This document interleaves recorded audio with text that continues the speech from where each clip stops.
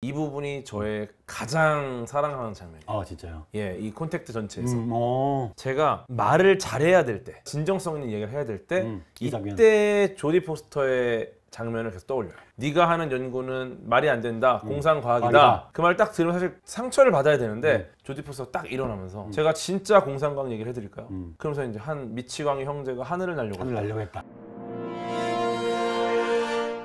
영화 속 과학! 네, 오늘도 영화 전문가 고등과학원 박광조 스님 모셨습니다. 야, 안녕하세요. 반갑습니다. 네, 박광입니다. 네. 오늘 또 굉장히 또 재미있는 영화를 가져오셨다고 들었습니다. 어떤 영화인가요? 네, 이 영화는 정말 SF 영화사의 한 획을 걷다라고 볼 수 있는 영화고 하드 SF 영화, 거기에 어떤 사람들을 꽂았다 할 수 있는 영화입니다. 굉장히 과학적 사실에 기반을 한 영화라는 거죠. 네네네. 오늘 다룰 영화 뭡니까? 오늘 다룰 영화는 영화 컨택트입니다. 사실 컨택트라고는 안 되고 콘택트라고 합니다. 네, 왜냐면 그냥 정식 명칭이 한글로 콘택트예요. 예, 그리고 제가 좋아하는 영화 2016년에 개봉한 영화가 있었죠. 예, 컨택트더라고요. 그건 컨택트더라고요. 그거는 사실 그 얼라이벌이라는 영화 좋은 제목인데 맞아요. 그걸 안 하고 예. 차이를 두려고 했는지 그쵸? 이번 거는 콘택트 O고요. 네. 2016년 거는 컨택트 O입니다. 그래서 네, 1997년 고전에 해당하는 콘택트에 대한 영화 오늘 시작을 해보도록 하겠습니다. 예, 사실 이 콘택트 영화가 좋은 여러 가지 이유가 있지만 가장 큰 이유 중에 하나는 아마 원작 소설이겠죠. 과학 대중서, 그러면 가장 많이 읽는 대중서가 뭘까요? 코스모스죠. 코스모스의 저자 칼 세이건이 85년도에 쓴 동명의 소설에 바탕을 두고 있습니다. 이거를 85년도에 나와서 영화하자, 텔레비전 드라마를 만들자고 얘기가 많이 나왔었는데 97년에 만들게 됩니다. 코스모스 자체가 그 책이 원작이라고 보시는 분들 많이 계신데 사실은 책과 다큐멘터리가 좀 같이 진행이 됐었죠. 네. 근데 코스모스라는 과학 대중서를 기반으로 콘택트라는 소설을 썼고 그 소설을 기반으로 나온 게 또 영화다. 사실은 재밌는 비하인드 스토리도 있는데요. 원래 인터스텔라도 여기에서 감동을 받아가지고 인터스텔라라는 걸 이제 쓰게 됐다. 야, 사실상 모든 것 시작입니다. 모든 것 시작이라고 볼 수도 있습니다. 감독도 정말 유명하신 분이고요. 로버트 저메키스라는 분인데 백투더 퓨처 시리즈를 다 하셨습니다. 시간여행 다른 영화로서 한 획을 걷고요. 최근에도 그 제가 이제 백투더 퓨처 1을 다시 봤는데 너무 잘 만들었어요. 그것뿐만 아니라 정말 레전더리한 영화죠. 포레스트 검프. 명작이죠. 포레스트 검프를 만들었고요. 그게 포레스트 검프가 1994년이고요. 컨택트가 97년이고 캐스트어웨이 이것도 엄청난 영화죠. 그 2000년도에 했고 그다음에 최근에는 좀 뜸하시긴 하는데 2015년에 하늘을 걷는 남자라고 저는 굉장히 재밌게 봤습니다. 어쨌든 그 이후로는 조금 이렇게 쉬고 약간 영화가 흥행을 못하고 있습니다. 좀 안타깝죠. 사실은 컨택트 그러면 너무나 인상에 박힌 배우 어떤 감독의 컨택트, 뭐 어떤 원작의 컨택트가 아니라 그냥 보통 조디 포스터의 컨택트라고 하지 않습니까? 너무 연기를 잘해서 진짜 과학자 같아요. 정말 과학자 같고 남자 주인공도 굉장히 유명한 분이신데요. 매트 맥커니언이라는 분이시고 이분이 유명한 영화 나오셨죠. 인터스텔라. 거기서 쿠퍼 역할을 하셨고 그 다음에 약간 이제 주요 인물들을 빠르게 설명드려 보겠습니다. 좋습니다. 엘리의 아빠가 있고요. 그 다음에 데이비드 드럼린이라고 엘리의 나쁜 상사 이제 계속 나올 거예요. 그 다음에 마이크 키츠 가장 나쁜 놈 나중에 나오게 돼서 청문회를 이끌면서 엘리를 아주 괴롭힙니다. 그 다음에 헤든이라고 엘리를 도와주는 약간 기괴한 백만장자. 마지막으로 켄트라는 친구가 나오는데 이분이 이제 시각장애인이에요. 같이 엘리하고 동료인데 금방금방 어떤 수수께끼 푸는데 굉장히 결정적인 역할을 하는 분이 있습니다. 그러니까 소리로만 듣는다는 게 굉장히 핵심이에요. 사실 근데 우리가 이제 영화상에서는 소리로 듣지만 실제 전파를 소리로 듣진 않죠. 어떻게 보면 좀 더 이제 그 영화적인 상상력을 가미해서 좀 임팩트를 줄 수 있죠. 제가 이제 소설도 이번 기회에 같이 읽고 왔는데 저 시각장애인은 아니었던 것 같아요. 저런 식으로 막 새로운 정보를 캐내고 이런 건 없습니다. 포스터를 보면 조디 포스터가 이렇게 닥터 드레 같은 거 딱 잡고 있지 않습니까? 딱 잡고 있고 멋있게 뒤에 안테나들이 쫙 돌려져 있죠. 딱 그 모습이 너무 아름다워. 너무 멋있어. 그 전파 신호가 소리로 들리진 않지만 이 닥터 드레를 끼는 이 포스터 요 모습을 보여주기 위해서 아마 그런 설정한 게 아닌가. 맞아요. 간단히 한번 줄거리를 한번 따라가면서 이야기를 한번 해보도록 하겠습니다. 어떻게 시작되냐면 지구를 우주에서 봐요. 그리고 굉장히 시끄러워요. 지구에서 다양한 텔레비전 전파가 막 퍼지고 있거든요. 근데 이제 점점 뒤로 가면서 텔레비전 신호들이 점점 옛날 거로 갑니다. 태양계 벗어나고 은하수 벗어나고 점점 갈수록 왜냐하면 멀수록 우리는 과거죠. 과거고 지구에서 보낸 게 거기까지 도달한 거죠. 그래서 멀리 떨어지면 아주 초창기의 신호로 가고 결국은 아무 소리 들리지 않는 고요한 정막이 됩니다. 자, 근데 그 다음에 어린 엘리가 나오는데 어린 엘리가 이제 아마추어 라디오, 햄 라디오라고도 하죠. 예, 그거 이제 취미로 했고 혹시 자기 말 들을 수 있냐 응답하라 보냅니다. 근데 그때 이제 플로리다 펜사콜라 지역에 있는 누가 답장을 해요. 그리고 이제 그날 저녁에 펜사콜라에 있는 해변을 상상해가지고 그림을 그려요. 구부러진 야자수 세 개가 있고 그 모래 해변이 있고. 네. 근데 요걸 기억해 주세요. 굉장히 중요한 역할입니다. 어린 엘리가 아빠한테 엄마한테도 전파 신호 보낼 수 있어? 그럽니다. 그러니까 아빠가 그건 너무 멀 것 같아. 그럽니다. 그 다음에 엘리가 또 다른 질문을 하는데 이 우주에 우리 같은 사람이 또 있을까요? 외계인이 있을까요? 물어봐요. 아빠가 이제 결정적인 대답을 하는데 이게 영화에서 계속 반복이 됩니다. 만약 외계인이 없고 이 전 우주에 우리만 있다면 그건 아주 끔찍한 공간의 낭비가 될 것이다. 그래서 엘리가 이제 꿈을 갖죠. 나는 이제 더 많은 이 연구를 하고 싶다. 나는 더 하고 싶다. 근데 그래서 밤에 일어나가지고 몰래 이제 혼자 와서 라디오 키면서 답장이 안 오니까 뭐라고 하냐면 더 큰 안테나가 필요해. 장면이 전환되면서 큰 안테나에서 일하고 있는 장면으로 바뀝니다. 자, 근데 그 관측소 어디냐? 아레시보 관측소라는 데서 세티 프로젝트, 저게 외계 지적 생명체 탐사 프로그램을 수행하는 연구를 하는 거기서 이제 일하고 있는 거죠. 아레시보 천문대에 있는 망원경 같은 경우가 이제 영화에서밖에 볼 수 없죠, 이제는. 네, 저게 2020년 12월에 붕괴가 됐습니다. 이게 보통 망원경 안테나가 이렇게 있는 게 아니라 너무너무 커서 땅바닥에 움푹 패인 거기다가 반사경을 만들고 엄청 거대하고 그게 지름이 300m 정도 됩니다. 2016년에 중국에서 더 큰 걸 만들었는데 한 53년 동안 가장 큰 단일 조리개 전파망원경이었어요. 2020년 12월에 그 위에 있던 게 떨어졌습니다. 떨어졌는데 미국에서 더 이상 수리하지 않겠다. 뭐 이제는 영화 속에서밖에 만날 수 없는 망원경이다 이렇게 생각하시면 더 좋을 것 같습니다. 그래서 엘리가 이제 여기서 이제 일하고 있는데 밤에 혼자 전파 신호를 이제 듣고 있는 장면이 벌써 나옵니다.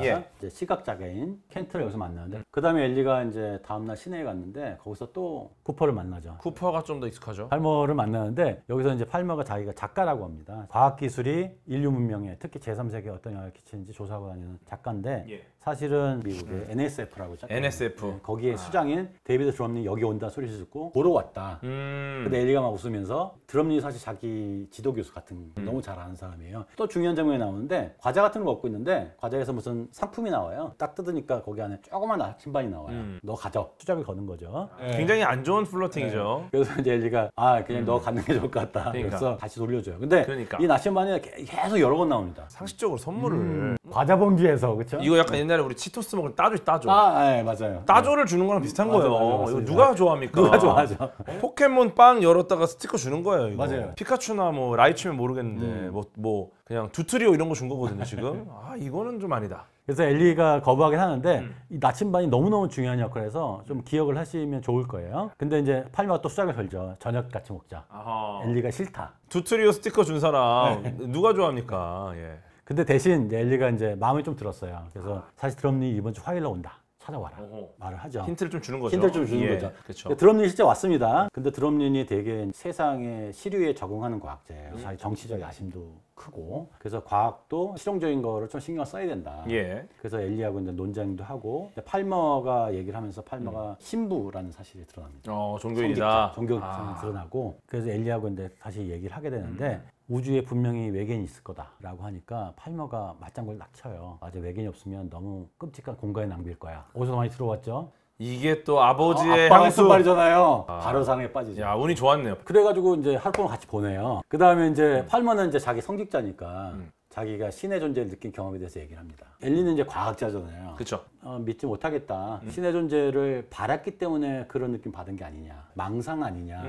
엘리는 여기서 굉장히 철저한 회의론자로 나옵니다. 근데 이게 나중에 영화에서 완전 반전이 일어납니다. 엘리가 똑같은 상황에 처하게 돼요. 그래서 그런 식으로 이제 공격을 하면 팔머하고 이제 약간 화해할 수 없는 어떤 갭 같은 게 느껴지죠. 약간 신념의 차이가 지금 신념 벌어지기 차이가 시작한 거죠. 벌어지기 시작했어요. 그때 팔머가 아빠 사진 보면서 너 친했던 것 같다라고 하니까 드디어 이제 엘리가 아빠에 대해서 얘기를 하는데 죽었다고 말합니다. 그래서 이제 팔머가 힘들었을 것 같다고 하는데 엘리가 어색해하면서 일하러 가야 된다고 자리를 황급히 떠납니다. 그리고 번호나 남기고 가. 그리고 떠나죠. 그리고 이제 바로 회상 장면이 들어가요. 아빠가 어떻게 돌아가시게 됐는지. 유성우가 오는 그 날이었던 것 같아요. 망원경 여러 개를 이제 옥상에다 설치해놓고 아빠가 밑에서 이제 팝콘을 하고 있었어요.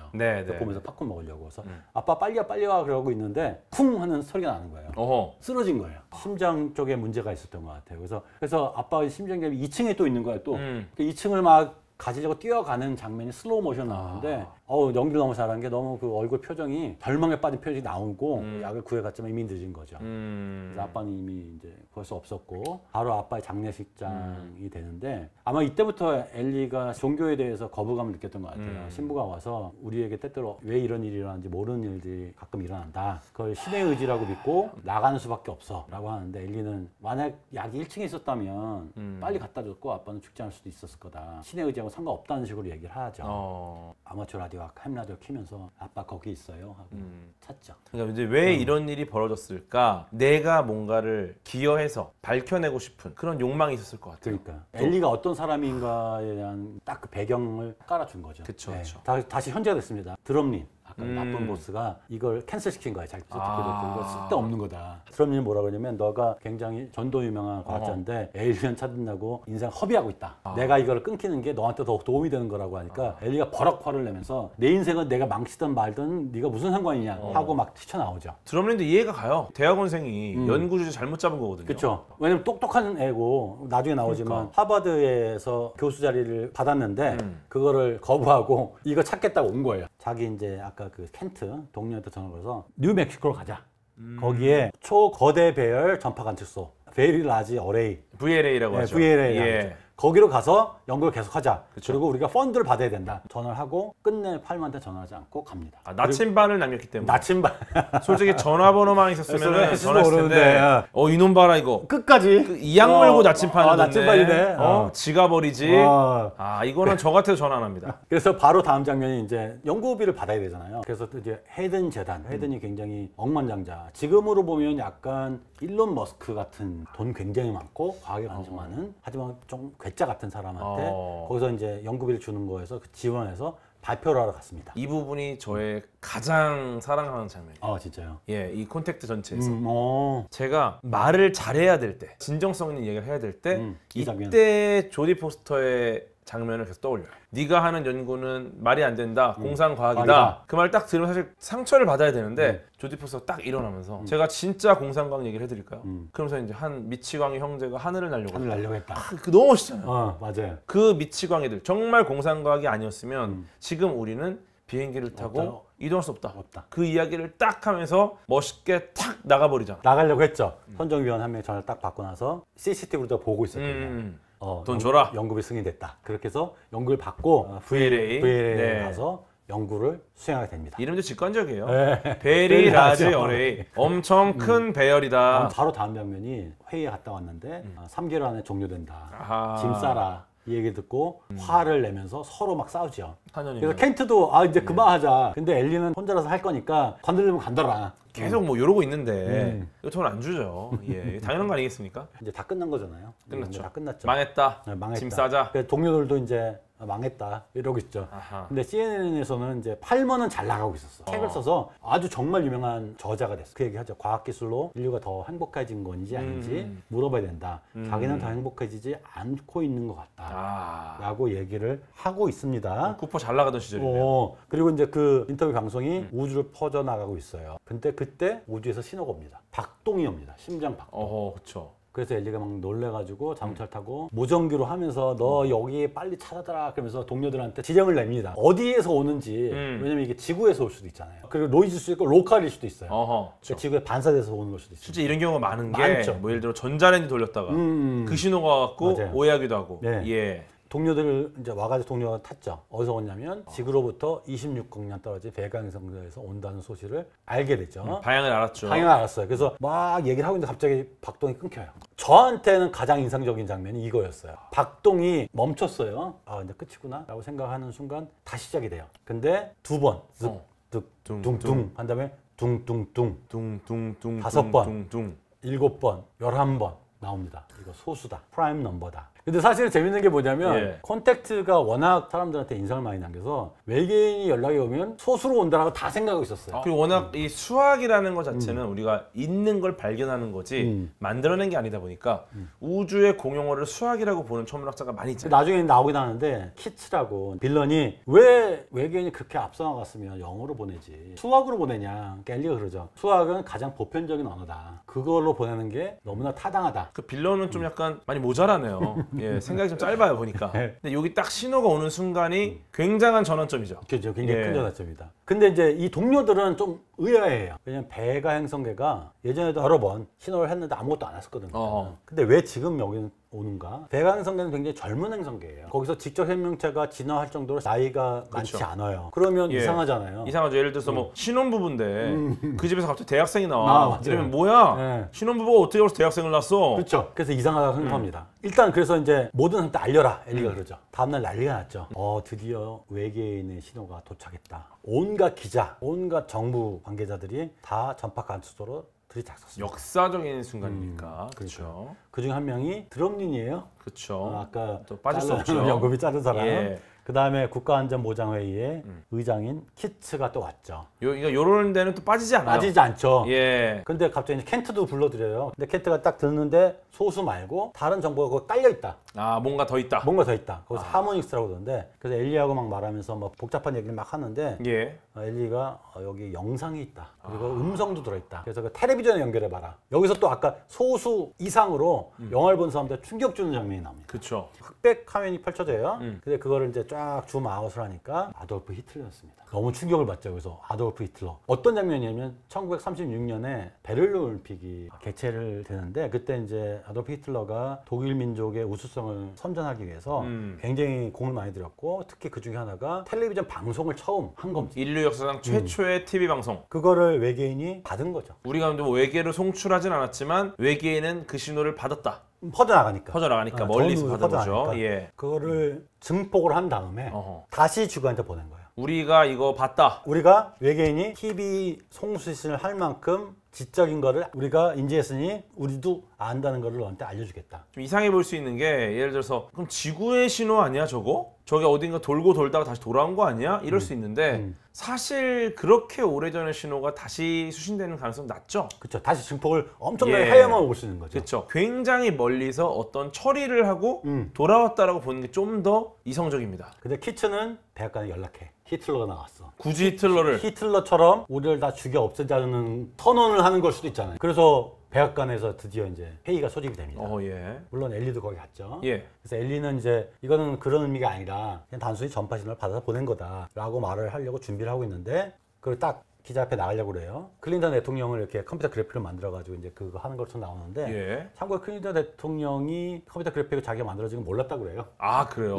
나중에 큰 문제가 좀 되는 걸로 알고. 그래서 엘리가 나가려고 하는데 엘리 대신에 드럼린이 나가죠. 주도권을 뺏긴 겁니다. 이 사람이 정치적인 파워가 있으니까 뺏기고 시무룩한데 예. 그때 이제 다시 한번 켄트 귀로 듣던 친구가 히틀러 영성 말고 또 있어. 정보가 또 숨어 있어. 보니까 잡음 속에 모종의 암호로 쓰인 책이 있는 거예요. 암호로 써져 있기 때문에 몰라요. 이게. 무슨 의미인지 모르지만 하여튼 그게 수십만 장 이걸 해석을 해야 된다는 거를 이제 얘기를 합니다. 근데 여기서 해석하기 위해서는 지침서가 필요한데 재밌게도 영어로 단어가 프라이머예요. 프라임 넘버가 소수잖아요. 근데 프라이머가 또 필요한 거야. 의도한 거가 아니야. 일부러 약간 좀 라임을 맞춘 거 아니에요? 네, 맞춘 것 같아요. 예. 프라이머라고 하고 그걸 찾아 나섭니다. 근데 이 모든 장면을 이제 채널 바꾸면서 보고 있는 모종의 인물이 있죠. 근데 사실 엘리가 백악관 갔다가 원래대로 돌아왔잖아요, 뉴멕시코에. 네. 난리가 났죠. 그래서 온갖 사람들 몰려와가지고 외계 지적 생명체 신이다. 삼체인처럼 외계 지적 생명체 베가인인데 베가인은 신으로 모시는 사람이 나오고 예. 극단적인 종교 지지자들 나오고 나치 추종자도 나오죠. 그 다음에 엘비스 프레슬리 갑자기 왜 나온지 모르겠지만 엘비스 프레슬리 흉내내는 사람이 나와서 막 연주도 하고. 왜 나오는 걸까요? 미국에서는 엘비스 프레슬리가 죽지 않았다. 죽지 않았다. 베가에 살아있을 거다라고 믿어서 아마 그랬던 거 같아요. 저의 추정입니다. 내 추정입니다. 그래서 엘리는 그 암호를 해석하기 위해서 이제 노력을 합니다. 일단 지금 암호를 풀어야지 되는 거죠. 그렇죠. 안녕히 계세요. 안녕히 계세요.